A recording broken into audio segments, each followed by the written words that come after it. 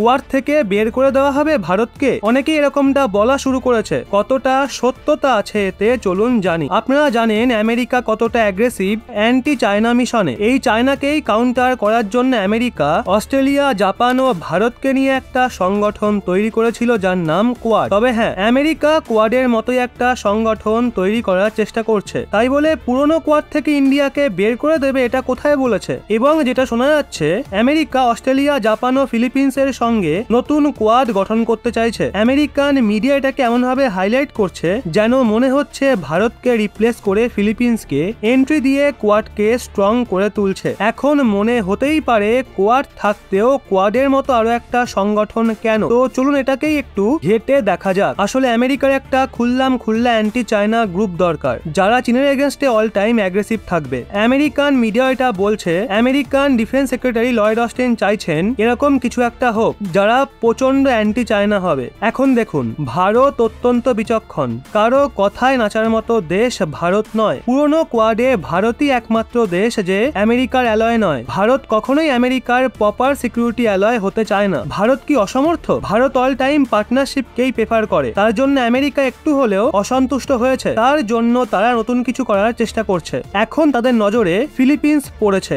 America কিন্তু এই সংগঠনকে কোথাও কোয়াড বলে উল্লেখ করেনি, কিন্তু ওখানকার মিডিয়া এটাকে নতুন কোয়াড বলে চালিয়ে যাচ্ছে। তারা এমন ভাবেই বিষয়টা হাইলাইট করছে, বলছে সাংগ্রিলায় কি নতুন কোয়াডের উদ্ভাবন হয়েছে। এই সাংগ্রিলা সিঙ্গাপুরের একটা বিখ্যাত স্থান যেখানে আমেরিকার ডিফেন্স সেক্রেটারি ওই দেশগুলোর সঙ্গে সাক্ষাৎ করেছেন। চলুন আরো গভীরে যাই। রিসেন্টলি জয়শঙ্কর মহাশয় বলেছেন ভারতের ন্যাটো বা ন্যাটো প্লাসের মেম্বার হওয়ার কোন রকম ইচ্ছা নেই। এটা তিনি সদ্যই নিজের মুখে বলেছেন, কিন্তু এর সংকেত অনেক আগেই দেওয়া হয়ে গেছিল। আমেরিকা বহুবার ভারতকে প্রস্তাব দিচ্ছিল ন্যাটো প্লাস গঠন করার। আমেরিকা এই নিয়ে অনেক উৎসুক ছিল, কিন্তু যখন ভারত ভাবে ঠান্ডা মাথায় বলে চীনের অ্যাগ্রেশন তো আমরাই বুঝে নেব, আমরা যথেষ্ট দক্ষ চীনকে কাউন্টার করতে, চীনকে দমাতে, এর জন্য কোন রকম সিকিউরিটি অ্যালাই হওয়ার প্রয়োজন আমাদের নেই। একসঙ্গে মিলে ফাইটার জেটের অ্যাডভান্স ইঞ্জিন তৈরি, ডিফেন্স ম্যানুফ্যাকচারিং, তার জন্য আমরা তৈরি আছি। আমেরিকার যে অন্যরকম চিন্তাধারা তা তো আপনারা জানেনই, পুরো পৃথিবীকে ডমিনেট করতে চায়। তাই এক্ষেত্রে আমেরিকা অসন্তুষ্ট হওয়াটাই স্বাভাবিক। চীন রীতিমতো আমেরিকার মনে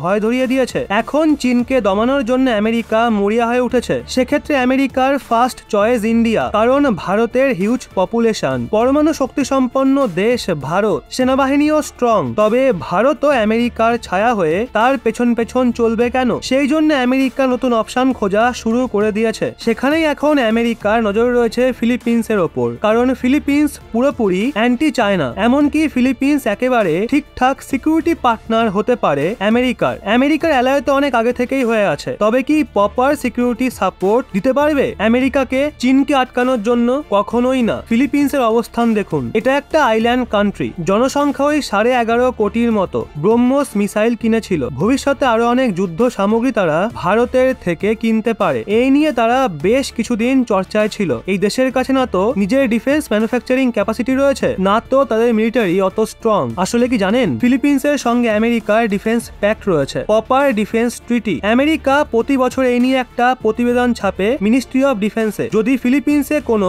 আর্মড অ্যাটাক হয় তাহলে সেক্ষেত্রে আর্টিকেল 4 এবং আর্টিকেল 5 অ্যাক্টিভ হয়ে যাবে আমেরিকা ফিলিপিন্স মিউচুয়াল ডিফেন্স ট্রিটির। আমেরিকা তৎক্ষণাৎ অ্যাটাক করবে। আমেরিকা প্রতি বছর এরকম প্রেস রিলিজ জারি করে। সেই ভরসাতেই ফিলিপিন্স এতদিন নিশ্চিন্ত ছিল, কোনো যুদ্ধের ভয় ছিল না, কারণ তারা জানতো তাদের কবচ হিসাবে আমেরিকা রয়েছে। তাই তারা তাদের মিলিটারিকেও অতটা স্ট্রং করেনি। আমেরিকার কিছু মিলিটারি বেসও ফিলিপিন্সে রয়েছে, তার মানে ফিলিপিন্স অলরেডি ডিফেন্সের ক্ষেত্রে আমেরিকার সঙ্গে এঙ্গেজ রয়েছে। তাই নতুন ভাবে আবার একটা সংগঠন তৈরি করা ফিলিপিন্সের সঙ্গে কোনো কি বিচক্ষণতার কাজ? তবে আমেরিকা চীনকে নিয়ে পুরোপুরি বেপরোয়া মনোভাবাপন্ন। এখন আমেরিকার মাথায় কি চলছে সেটা কিন্তু আমরা কেউ জানি না। হয়তো আমেরিকা ভারতকে সংকেত দিচ্ছে যদি আপনাদের ন্যাটো প্লাসে যুক্ত হওয়ার কোনো ইচ্ছা না থাকে তাহলে আমরা ওপেনলি আরো অনেক অ্যান্টি চায়না গ্রুপ তৈরি করব। আমেরিকার হাতে সময়ও অনেক সীমিত রয়েছে। আমেরিকার ইকোনমি যদি একটু আধটু গ্রো করে বা রিসেশনে চলে যায়, সেখানে চীনের ইকোনমি ক্রমশ গ্রো করেই যাচ্ছে। পশ্চিমী মিডিয়াগুলোতে মাঝে মধ্যেই এই প্রশ্ন ওঠে, চীনের জিডিপি কবে আমেরিকাকে বিট করবে? 2030 সালে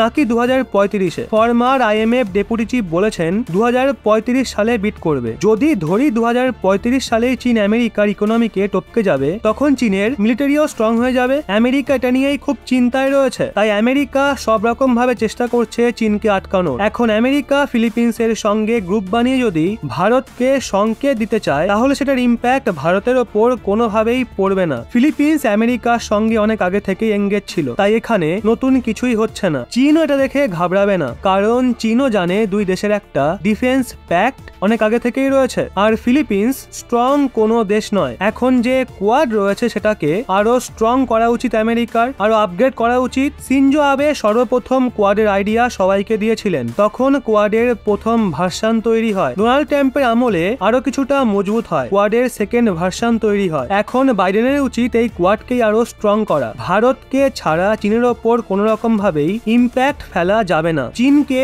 চাপে ফেলার জন্য কত কিছুই তো করা যেতে পারে। কোয়াড দেশগুলো মিলে aircraft carrier, submarine, fighter jet বানাতে পারে, সেক্ষেত্রে চীন ভয় পাবে। ভারতেরও কোনো সমস্যা হবে না, কারণ এর জন্য কোনো রকম অ্যালাই হতে হবে না। কিন্তু ফিলিপিন্সকে যুক্ত করিয়ে নতুন সংগঠন তৈরি করলে কারোর ওপরই কোনো রকম প্রভাব পড়বে না। না তো এর জন্য চীন ভয় পাবে, আর না তো ভারতের কোনো যায় আসবে। তো বন্ধুরা, ফিলিপিন্সকে নিয়ে কোয়াডের মতো নতুন সংগঠন খোলা নিয়ে আপনাদের কি মতামত নিচে কমেন্টে অবশ্যই জানান।